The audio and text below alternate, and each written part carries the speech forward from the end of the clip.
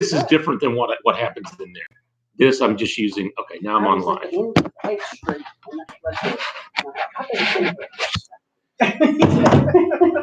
Oh, ignore my text. I texted you about 5 o'clock, Saturday. You going to Bible study? I saw that about 5 minutes ago. Mhm. Yeah, I wasn't looking at my phone most of the afternoon, so I'm sorry. I'm sorry. Well, actually, it's important. Well, I sent out the text because I wanted to make sure that I didn't get you on there. I forgot that for some reason didn't put you on, but I just wanted to make sure people knew Mickey's. Is that Mickey? There's Mickey. So I just wanted to make sure people knew that we were doing it. I figured you probably would. You'd figure we were. So. Well, you've got everything found this morning to watch church. You had just quit. You stopped saying something about Bible study. Oh, okay. So I wasn't sure if you were saying yes or no. No, I think what that probably was I was talking about Tuesday's Bible study is going to be on Thursday. I have to go to Oklahoma City on Tuesday, so we're going to switch it to Thursday. That's probably what I was talking about. But then Jim later, he was listening to it out in the shop. So he said y'all were having it. Yeah, we're having it tonight. We're having it. Sick again? We've had this for about a week and a half. It just won't go away. It won't move the leg. I won't blame you a bit. There's You get to me one day. Yeah. There's I read something. I read something about, or I don't know if it's the flu or something, but anyway, that there's a persistent cough that people can't get rid of, and I don't know if that's a give you a cough. Yeah, that one right there. Yeah, that one right there. I don't want it, so keep it away from me. I keep getting this little, every once in a while I get this tickle, and it won't stop, and I cough, and I make strange noises and stuff, and it just won't stop. I don't know what the deal is. Well, I've been experimenting with the essential oils, and I've found a couple I think that really seem to help, especially at night. I'll get one going there by the bed and breathe all that in, and it sure opens it up. And Jim thinks that oil helps his skin, right? Yeah, making it look younger. But well, I still show about 5 more minutes, so we're gonna wait, and we are officially online, and Christy may be the one. I think there's somebody that's on here. That's probably Christy. So.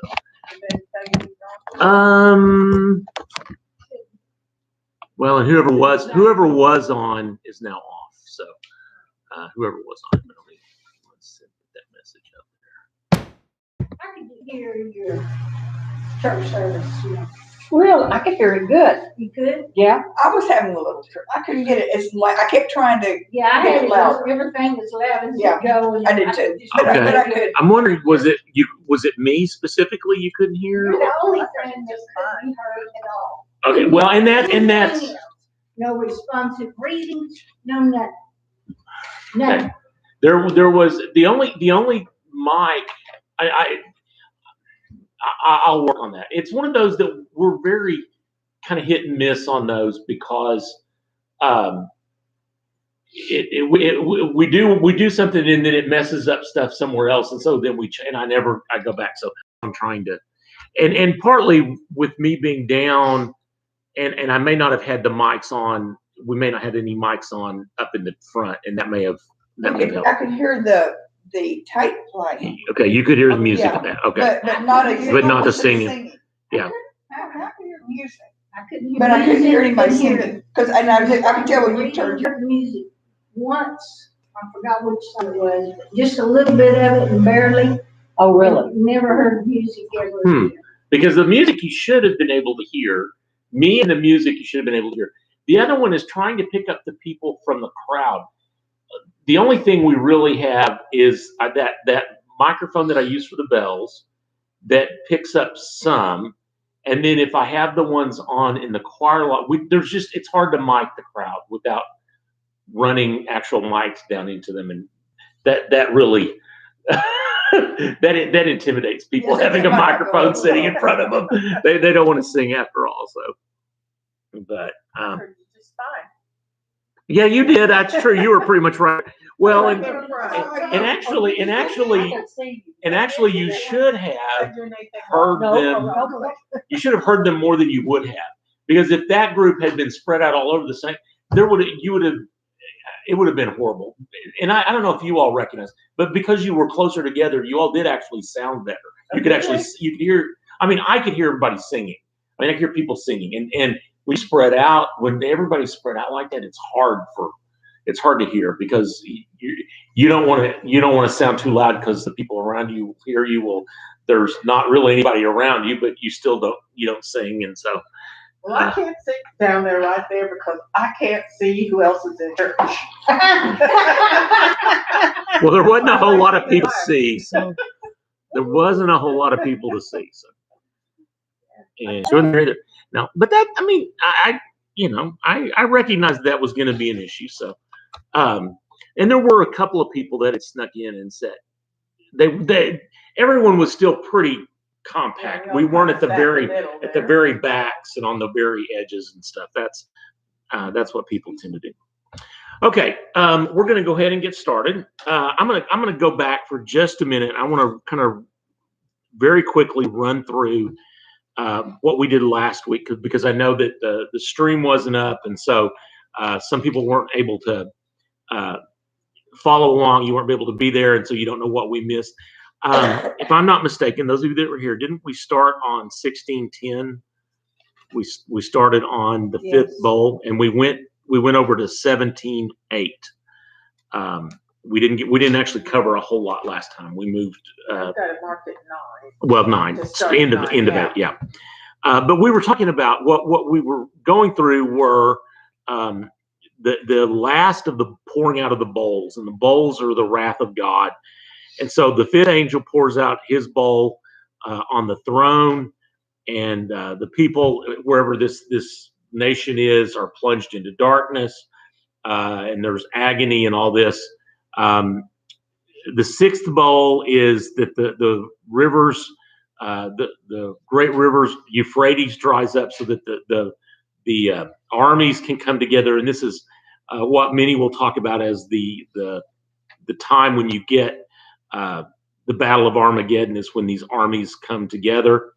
And then the seventh bowl is the voice that comes out of the temple and says, "It is done."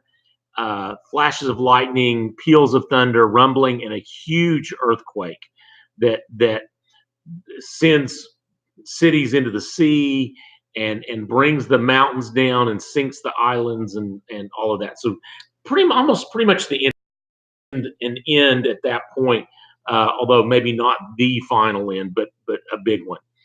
And then we get that John is taken by that seventh angel to go and see the great whore, or the great prostitute that is Babylon. And we begin to see her and the beast. She's sitting on a scarlet beast with 7 heads and 10 horns, and so we get a lot of this Babylon, and we talked about last time about what that is a symbol of, and at the time for John and the people that would have been reading, probably it was Rome, the city of Rome, especially heads, and that idea being, or at least part of that being, that Rome is located on 7 hills, so it's sort of a reference to that. We also talked about that in modern day, you could make an argument that it sounds kind of like New York City. I mean, that New York City is sort of has a lot of the same, and I think you could maybe say Los Angeles too. It was not necessarily just New York City, but a lot of major cities in America, and maybe other places as well, you could say would have that same kind of evil kind of influence in the world. Okay, so we got to verse 8. We got to 17:8, and so we're going to pick up at 17:9 now. And again, this is the 7th angel, and he is talking to John about Babylon. And Babylon is she is the evil incarnate, if you will. This call, and it ends, let me back up at least part of a verse. And the inhabitants of the earth whose names have not been written in the book of life from the foundation of the world will be amazed when they see the beast, because it was and is not. And now that we talked about, that's an interesting thing there, because that whole reference to was in the past, but is not now, but is to come in the future. And there's a lot of things that could potentially refer to. One of them that at least was a myth at the time that John was writing this book was that Nero, that the Emperor Nero he was in the past, he had died, he's not now, but he would be resurrected and would come back as sort of the Antichrist to take over Rome, and he would be the one. So there's references to that. Could be all kinds of things. We don't know exactly what that is, but that's an interesting. It's not, when we think about God, we hear was and is to come, but this is was and is not and is to come. So it's kind of a strange kind of take on that. Okay, so this calls for a mind that has wisdom. So at that point now, the angel is going to give wisdom to John to help John in some ways kind of understand some of this stuff, right? And some of this we've already talked about. The 7 heads are 7 mountains on which the woman is seated. Okay, so that's that whole idea of Rome, the city of Rome, being built on 7 hills, not mountains, but hills. But maybe in Rome at the time, they said it was built on 7 mountains. It's kind of like in Oklahoma, we talk about mountains, and people from Colorado laugh at us because the mountains that we have are not really mountains, right? But the idea that that this, if Rome, if the woman in Babylon is Rome sits on these 7 mountains or hills. Also, they are 7 kings. So there's 2 different it means 2 different things. So it's you can't just say it's just this. There's another meaning there, right? That it's 7 kings, of whom 5 have fallen, 1 is living, and the other has not yet come. And when he comes, he will remain only a little while. So if this is Rome, obviously Rome does not have 7. Well, it doesn't have kings anyway. It has emperors, but it doesn't have 7 of them. So it's symbolic, right? And we know that 7 is the symbol of completeness, of wholeness, unity. And so if there's going to be 7, if the 7 heads represent the 7 emperors, then 5 of them are the ones that are in the past. 1 of them is the one that is now. And then 1 symbolically is going to be those that are going to come in the future, and they will be, but will remain only a little while. And actually, that's very true. They're got to a point there where in Rome, I mean, there was a new emperor every year. I mean, there was the existing emperor would be killed. Whoever led the uprising would take his place. He would rule for a little bit, and then somebody would rise up and kill. I mean, they went through a bunch of emperors, all at a in a short period of time. So that would not be that is pretty common in terms of if we're referring to Rome here. So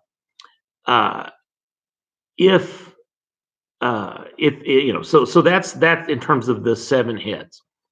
As for the beast, so it's the beast that was and is not, and is that kind of and is to come. As for the beast that was and is not, it is an 8th, but it belongs to the 7.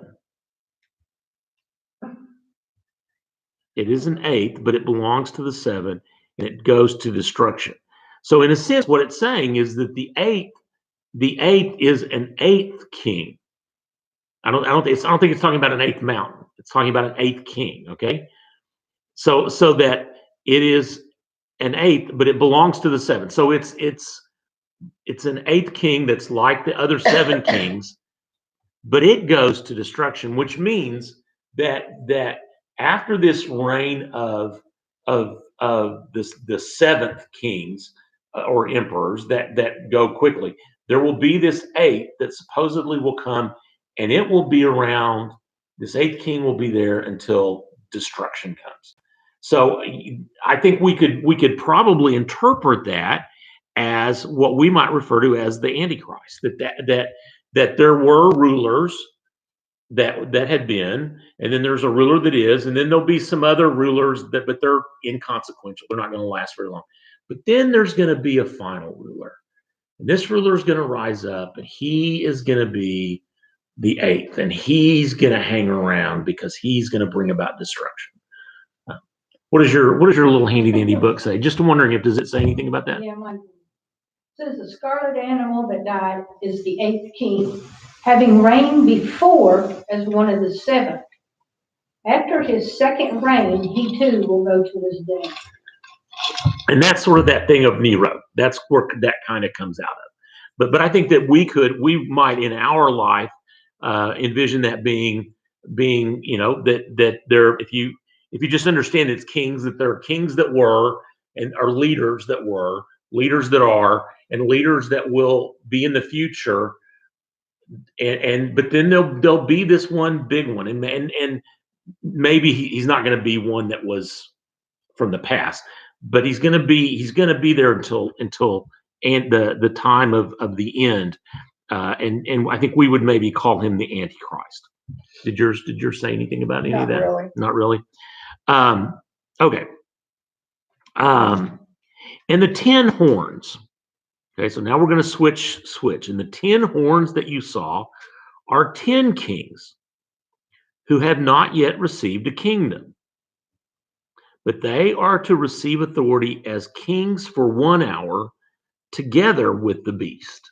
So that when the beast becomes this ruler, and perhaps we would refer to that as the Antichrist, there will be other rulers that will rule as well. I mean, I think in our world, we would, even if we had, they talk about one world government, there wouldn't be one ruler who would rule all of it.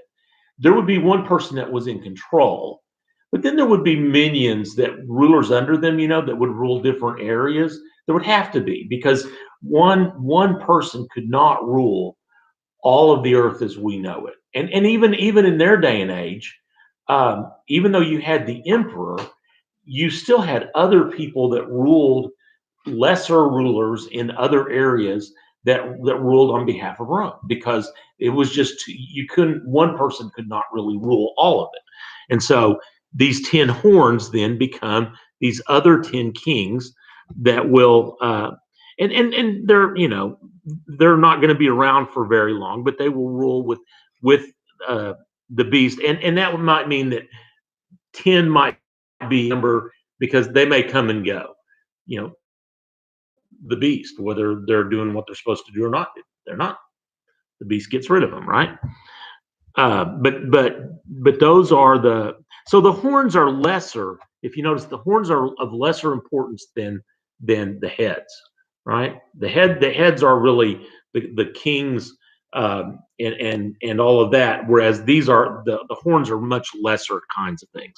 Are these horns like on your head, or are these horns that you? No, I think these are like horns that stick off of your head. Yeah.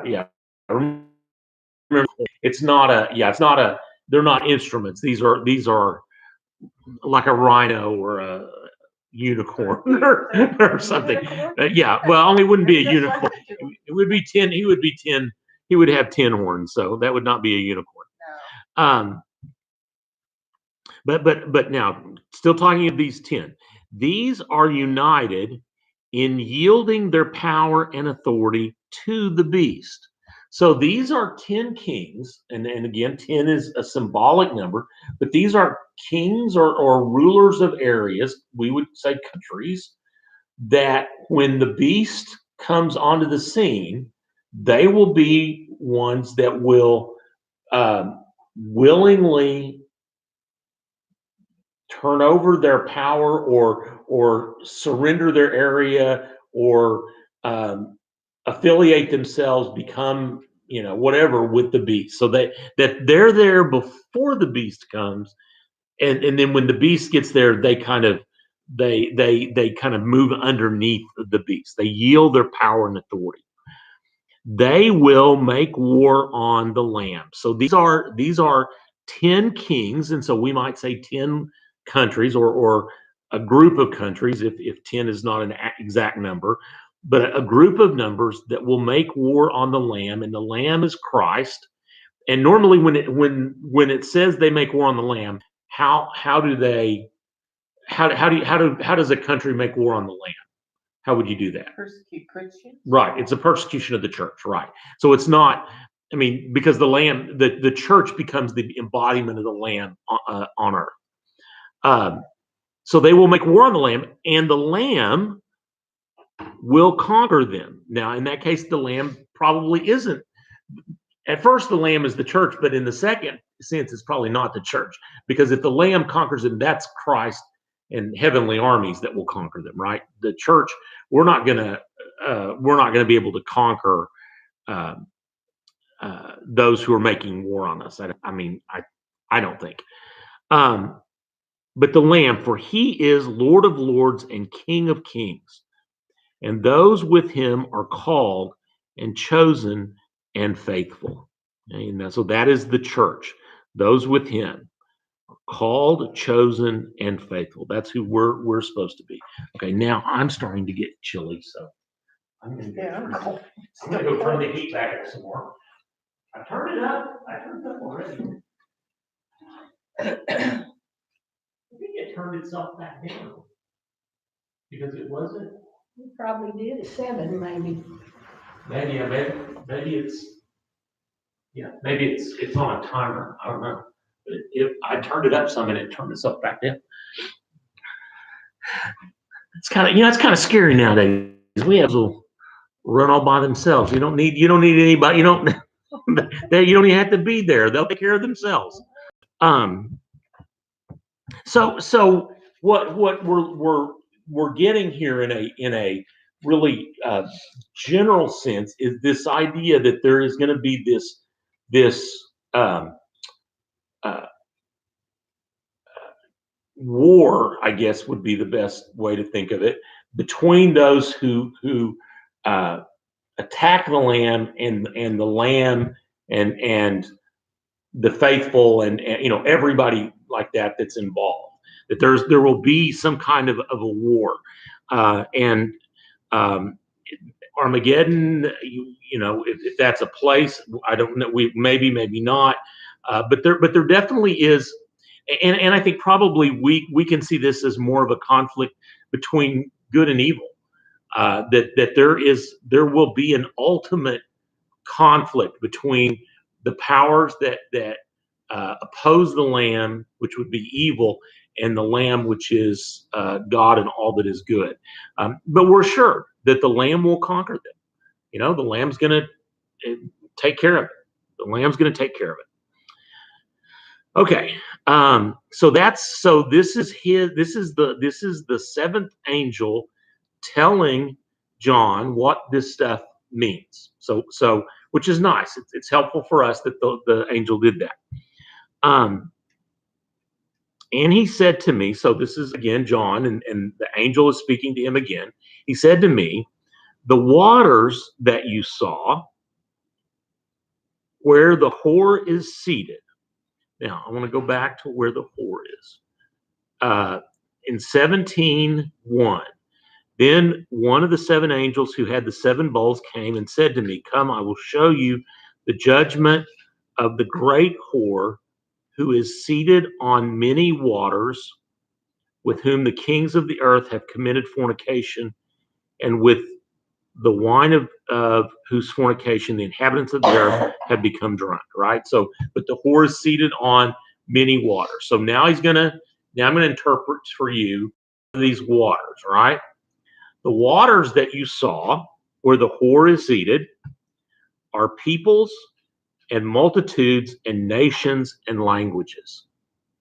And I think, that when you think of the symbolism of water, I think a lot of times we think of water as uh, a unit, right? The power of of water or something like that. But water actually is made up of individual little drops. So multitudes of people and nations and all of that. And so that's, instead of looking at it as one big monolithic kind of thing, what it's saying is that these are peoples, multitudes, nations, languages. This is this vast. So it's talking about all that is the earth, all the people, all the languages, all the nations. Now it's not everybody, because there are those whose names are written in the book of life that would not be included in that.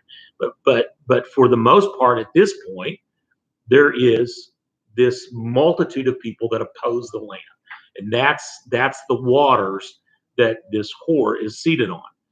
And it's one of those. It's a strange thing to be in the church and for the pastor to keep talking about whores. I mean, it just doesn't. I'm not fond of that word, but that's the word that you and in some. I mean, Mine says prostitute. I realize, but I don't know that that's any better. I don't know. So, and maybe that's the deal. Maybe the fact that word gives you kind of a bad taste in your mouth is something that you're supposed to have, right? Okay, so the water is this, and so if she seated on it, then she controls, right? She controls this pretty much everything.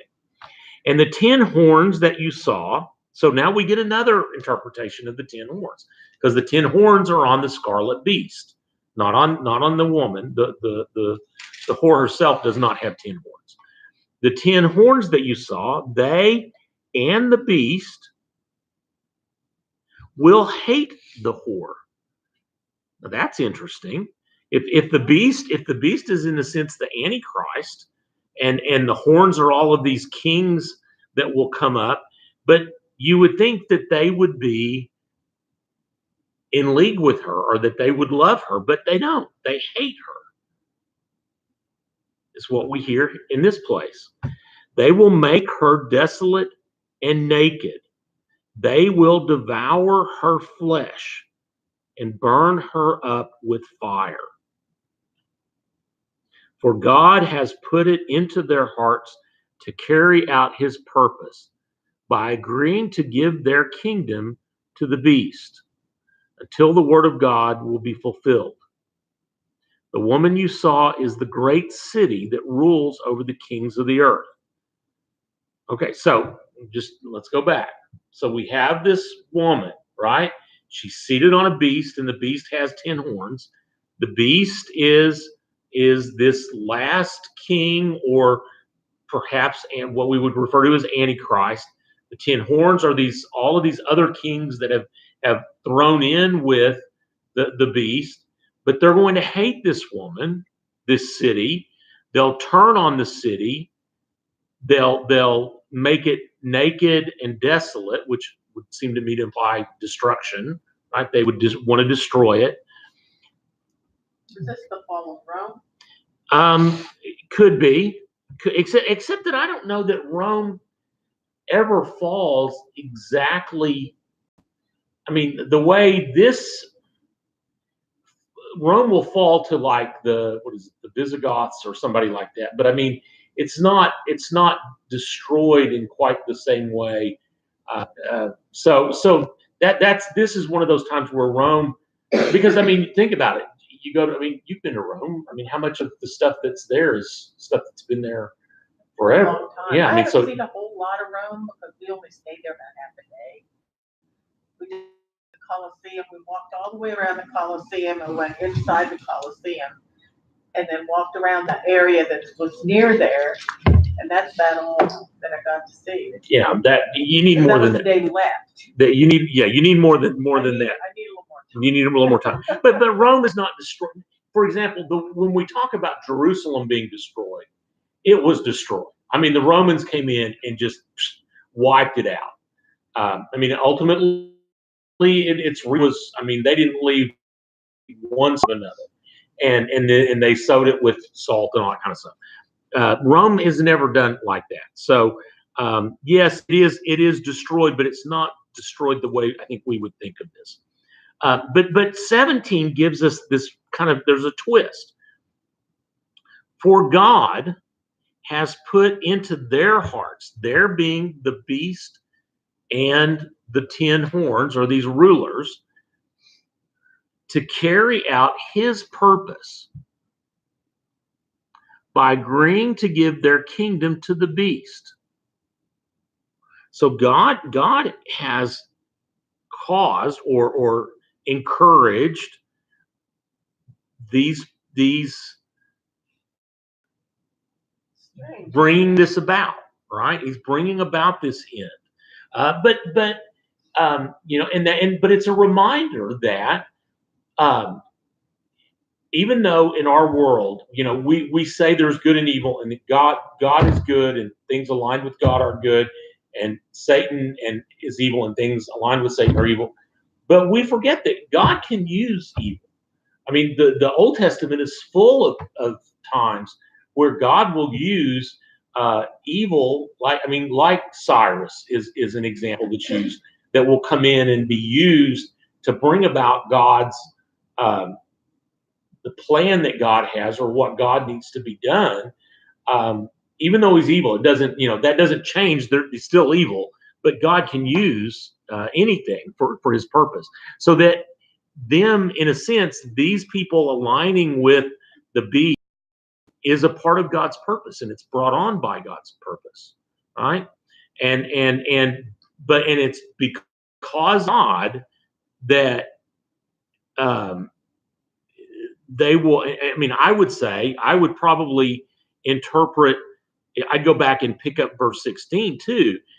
That if the beasts and these horns turn against the woman, probably maybe God planted that in there too. You know, that, I mean, that whole, you know, it's a classic thing that you do in war, is you mess with your enemy's mind and try to make them think that their ally isn't really their ally. Their allies, you try to sow dissension and all those kinds of things. And so I'm sure God is very good at it. And so as a result, God gets them to the point where they will destroy the city, whatever this city is, be it Rome, be it New York, or be it maybe a number of cities. You know, whatever this city that is evil, the evil in and of itself will be part of the destruction. And that's what we're getting in here at the end of 17. Okay. Now, did yours say anything different than that? Because yours sometimes reads different. Nikki? Yeah, it's basically that the woman represents the masses of the people. She sits on all the bodies of the lakes and rivers, everything represents the masses of the people. Okay. So to me, these are all the non-believers. Mm-hmm. Right. And so they're destroying, by destroying this woman, for destroying all the non-believers. Okay. But there's still I think there's gonna be a lot of non-believers too. Well, yeah. But probably, yeah. But there's gonna be dissension among the non-believers too. Sitting on these rivers represents masses of people of every race and every nation. Okay.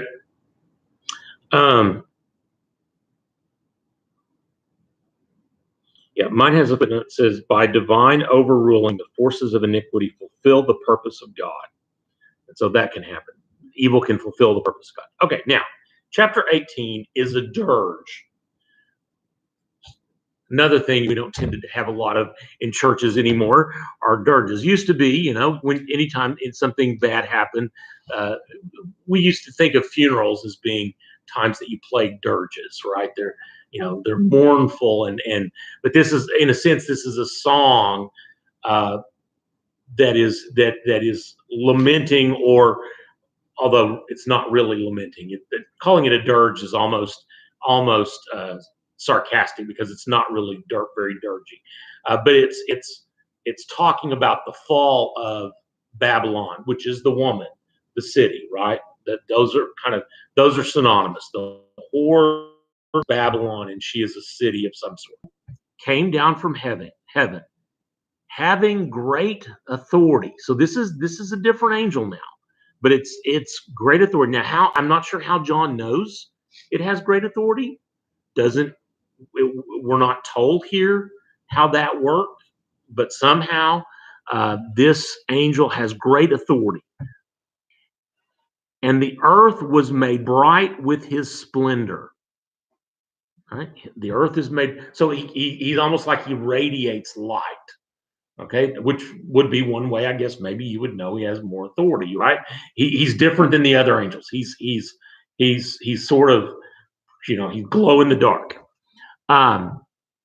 He called out mighty voice, and now your Bible probably reads this more as poetry, right? It's written in such a way that it looks more. I know yours doesn't, but it's written in such a way that it's more poetic. Does yours, Linda? Does yours have that, or does yours keeps it all in? What are you? This one I brought is Joyce Meyer. Oh, well, but it's probably that's a commentary from Joyce Meyer.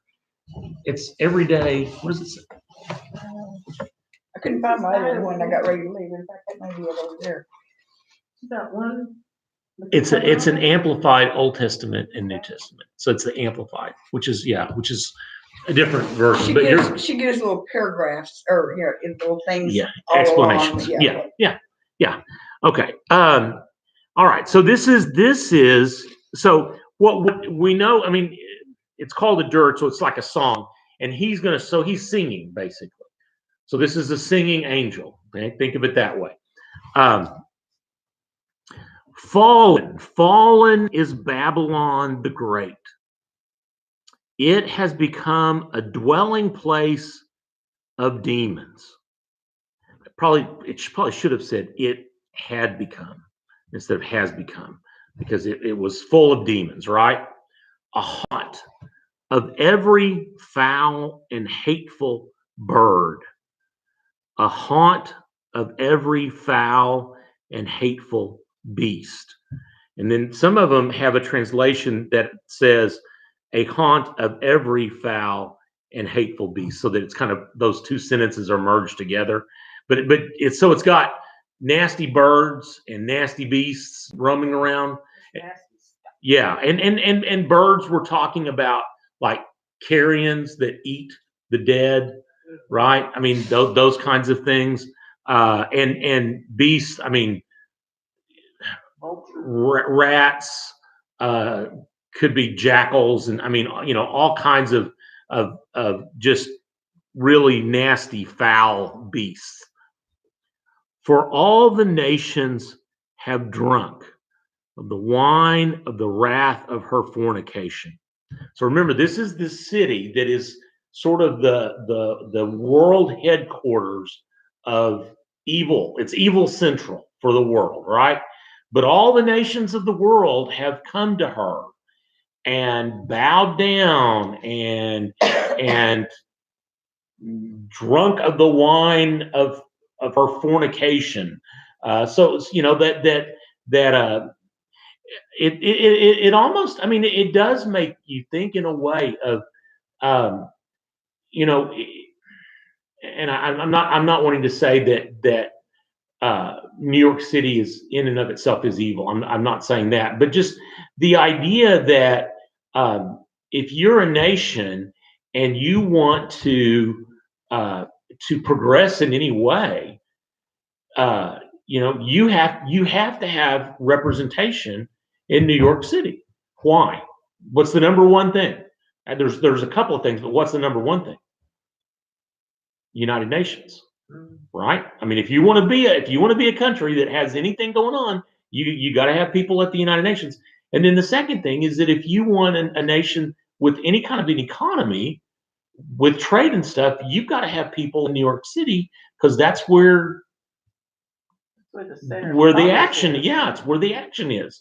It's not change and futures and all kinds of stuff and money to get those kind of things to have. You know what I'm saying? And so it's not I'm not saying that New York City is Babylon, but we can understand how a city could be that way, because if there were sort of all of that is concentrated in one area, then if you're a country and you're not in there, then you're left out. And so, I think we can see how that would, and I think you could, if you want to, if you go, don't go so literal, but the people that live in some of those places are pretty foul.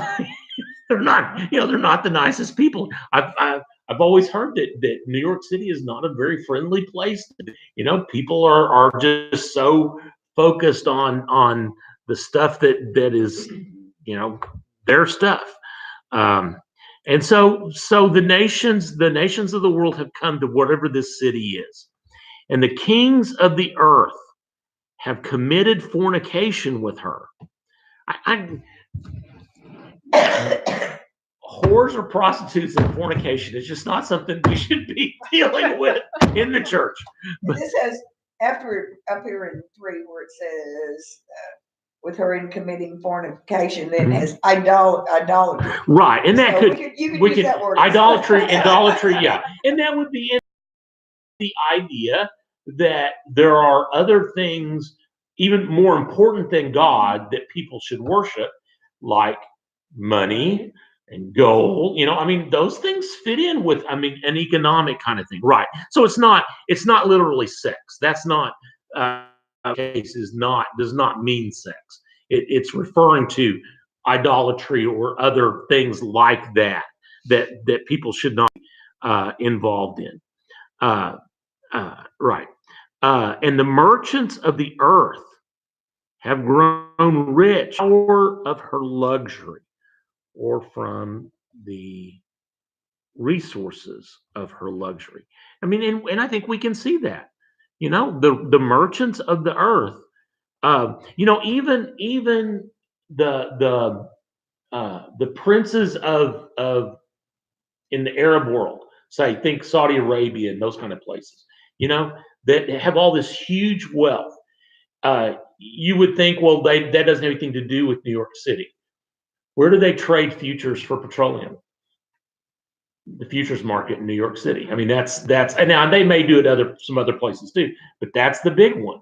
And so, yeah, they still those people, their wealth comes out of New York, or out of New York City. And so I think we can see how there could be a city where so much of this all comes together in one place, that a city like this. In a way, New York City is like this. Now, I'm not saying New York City is Babylon, but I'm saying we see it in our own time. Maybe it is. Maybe it will be New York City in the future that'll be even worse. I don't know. Maybe it'll be another country, the city of another country, because there's no reason that it has to be New York City that is kind of the economic center of the world. It's that now. Next week it could be Berlin, or it could be Riyadh, Saudi Arabia, or it could be anywhere else. We don't know. And so, but we get the merchants of the world that are growing rich. Then I heard another voice from heaven saying, "Come out of her, my people, so that in her plagues. For her sins are heaped high as heaven, and God has remembered her iniquities." Okay. So now this then tells us that wherever this city is not, it's not devoid of Christians. It's not devoid of followers, not devoid of people whose names written in the book of life, right? Because this voice comes from a voice that's from heaven, and it's calling the people of we would maybe say the church, although that would not necessarily be the proper term, but calling the people that are God's people to get out of this. This could be the rapture. Could be. You know what I'm saying? To me, that kind of would make sense if they were called out, so that all that would be left would be the evil. I don't know. I'm not saying it is. I'm just saying it might be, right? Might be. Mickey's, does yours say something along those lines? Does it similar? Okay. All right. But it wants those people out so that they don't have to share in the plight that's going to come, right? See, it's one of those where when this all starts, fallen is Babylon the Great.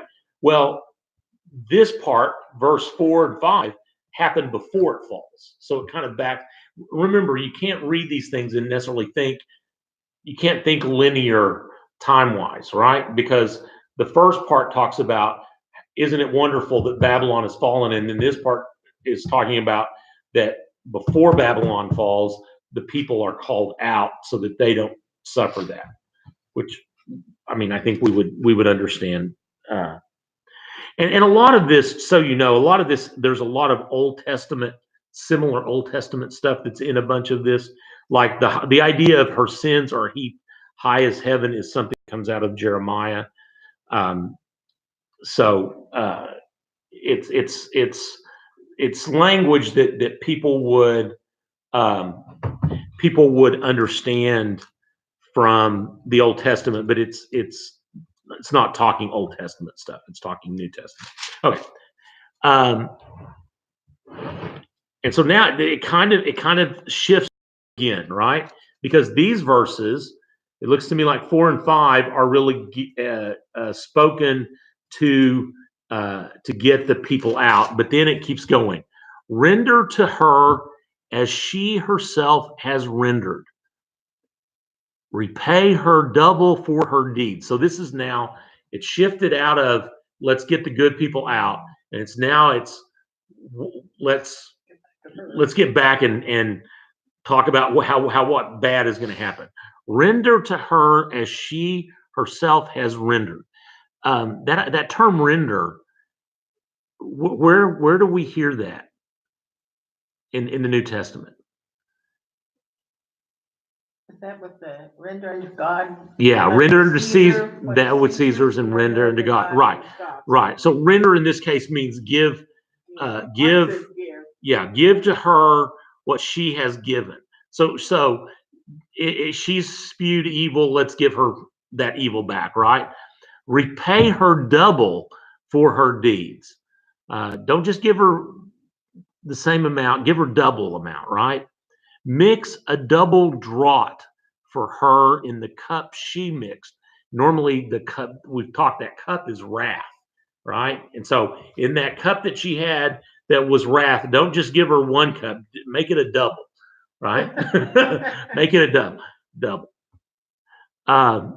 As she glorified herself and lived luxuriously, so give her a like measure of torment and grief, because she glorified and lived luxuriously, right? Give her a measure of torment and grief. That's one of those that you might think, well, that doesn't sound very Christian-like and loving. And when I just read that, I mean, this just came to my mind. You remember the story, not the story of Lazarus that's raised from the dead, but you remember the story of the other Lazarus? The Lazarus that was the poor man that lay at the gate of the wealthy man's estate, and they went by him all the time and never did anything to him. And then Lazarus dies and goes to heaven, and the rich man dies and goes to hell. And his thing is like, Lord, let him come down and dip his finger in some water and bring me, and the Lord is like, you had your opportunity. You lived luxuriously in this life, and now he didn't. Now he's, and you're paying the price. I mean, it sounds a lot like that. And we do see this in places like, well, in any major city. You have well, I'm reading, I don't read, I mean, it's not a Christian book, it's just it's a mystery kind of book. But there was recently a scene that was in is it Abu Dhabi? It's the capital of the United Arab Emirates or something like that. And there's this area that is just opulent for tourists, for the wealthy. And it's incredibly, beautiful and all this. And just a stone's throw away are the slums where the workers live, and that's how a lot of the world is that, that there's this place where the wealthy are, and then it's just right across the road is squalor and people living in garbage dumps, and I mean all kinds of horrible things. And to me, in some ways, this is an indictment of how we treat, and by we, I mean everybody, how all of us treat uh, people that are poor and have nothing versus, that if you live luxuriously and don't ever share, that kind of thing. It's I think it's an indictment of that, and I think we're called to remember that. Um, uh, so she's going to get a like measure of torment and grief, since in her heart she says, I rule as a queen. I am no widow, and I will never see grief. She's pretty haughty, right? I mean, I'm the queen, and uh, and if she's not a widow, then that tells you what? There was never a king, right? She's not a queen because some man made her a queen. She's the queen on her own, and she's never gonna see grief. She's so much above it all that she's, that, I mean, it's sort of Marie Antoinette's let them eat cake, that kind of thing. Um, Therefore, her plagues will come in a single day. Okay, she's not going to be tormented for a long period of time. When it hits her, it's going to hit hard. One day, pestilence and mourning and famine. So this city is going to be hit with pestilence being infestation. Did I see something on Facebook that some animal had been quarantined that had bubonic plague? Did you guys see any of you see that? That's scary. That's scary stuff, because I mean that's stuff that killed hundreds of thousands of millions of people in the Middle Ages, and I don't know that we don't have ways to deal with stuff like that. That's scary. That and it's insects that bring pestilence like that. All right, so pestilence is like that. Mourning, death. So these people will all die in one day. All right, those that are left to mourn, whatever. Famine, which that's hard to. I don't understand how famine works in a day, because you can live without food for a day. I don't know, but I guess if you're like us and you're kind of fat and sassy, then not having anything to eat for a day is a little bad. So yeah, and I'm including myself in the fat and sassy. Okay, that's mine. And she will be burned with fire. So there will be a fire that spreads. For mighty is the Lord God who judges her. This reminds me of Sodom and Gomorrah. Mm-hmm. Yeah, very much so. Very much so. And hellfire, hellfire and brimstone, right? And it could be, we've talked about the idea of the earthquake that's hit, talks about earthquakes at times, and the possibility that an earthquake, one of those kind of earthquakes, could happen from a meteor striking the earth. So it could be that a meteor hits something like, there's all kinds of possibilities of things. But yeah, definitely a Sodom and Gomorrah kind of destruction. Okay, and then in verse 9, And the kings of the earth who committed fornication and lived in luxury with her. So the city is destroyed. Now we're going to deal with these kings that have been dealing with her. Will weep and wail over her when they see the smoke of her burning. They'll see their prophets going up in smoke, right? They'll see their luxury, their all that going up in smoke. They will stand far off, fear of her, and say, "Alas, alas, the great city, Babylon, the mighty city! In 1 hour your judgment has come." Now, in my mind, I kind of hear that and think, boy, you all need to be careful because you're in line for it too, right? I mean, these are the ones that were just playing along with her, doing all the stuff that she wanted to do. And they're the kings of the earth. These are not the good people. These are the ones that are equally evil. And so they're mourning her, but they're almost they're far off. They're staying away from her because they're maybe fearful, in fear of her torment, not in fear of her, but in fear of the same thing happening to them. And the merchants of the earth, those who have made lots of money, weep and mourn for her, since no one buys their cargo anymore. So her destruction will cause perhaps the collapse of world economy. That if she doesn't exist anymore, people can't sell. It's like if you really think about it, in places like Saudi Arabia, right? If they don't have markets, if they don't have the ability to sell their oil, what good does their oil really do them?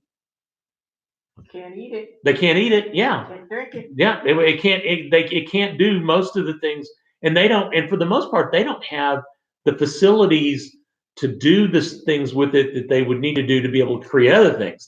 They put it on container ships and send it, and it gets processed like in the United States or other places. Yeah, and so if you don't have that hub of commerce, then and the same thing applies. China can make as they want, but if the world can't buy them, what good is it? I mean, they can they can collapse on their head and kill them. Who cares if you don't have that merchant possibility, right? No one can buy the cargo of gold, silver, jewels, and pearls, fine linen, purple, silk, and scarlet, all kinds of scented wood, all articles of ivory, all articles of costly wood, bronze, iron, and marble, cinnamon, spice, incense, myrrh, frankincense, wine, olive oil, choice flour and wheat, cattle and sheep, horses and chariots, slaves and human lives, which is also slaves. So for and in this day and age, that's pretty much all of it. I mean, that's everything that would be traded. And so if you don't, and in a sense, when Rome does fall, because if we're talking that Rome is kind of like this, when Rome does fall, there becomes no more markets for these things, because Rome is where the wealth is, and most of these are things for wealthy people. And if there are no wealth, there's no market for this. And that's why when Rome falls, the world is plunged into what we call the Dark Ages. And in the Dark Ages, people don't live by what kind of cinnamon and spices that they can buy. People live by going out and doing backbreaking labor every day, planting and harvesting their own food. And the economy, what was at one point a very robust kind of world economy, just collapses when the Roman Empire falls and it's overtaken by the Germanic tribes, those tribes. So in a way, it sort of is Rome, but it could become very much like it could be like that again, because if the world, if Walmart goes out of business, if there's no more, if they're not getting any shipments, and not just Walmart, but anywhere else, I can use a shovel and dig up my backyard. You know, my neighbors may not like it, but I can do it and plant some stuff and grow some things so I can live. I mean, we can all do that, you know, and that may be what it comes to. I don't have enough land for cattle or sheep or horses, and I don't need any chariots or slaves. But I could probably make enough to live on. I could come out to some of y'all that have horses and cattle and stuff. Come on. maybe trade you, maybe barter for something, right? Barter for something. Okay, tell you what, we're gonna let's stop there. There is, starting in verse 14, we kind of shift that it begins to be someone talking, and I want to come back to that. We'll do that next time. Okay, so we're gonna stop right there. So we are in 18. We end 18:13, and we'll start 18:14 next time. Okay, I'm gonna log me off here because we're gonna do we'll talk about some prayer things. And I think it came into the store somewhere. It was in here in the library.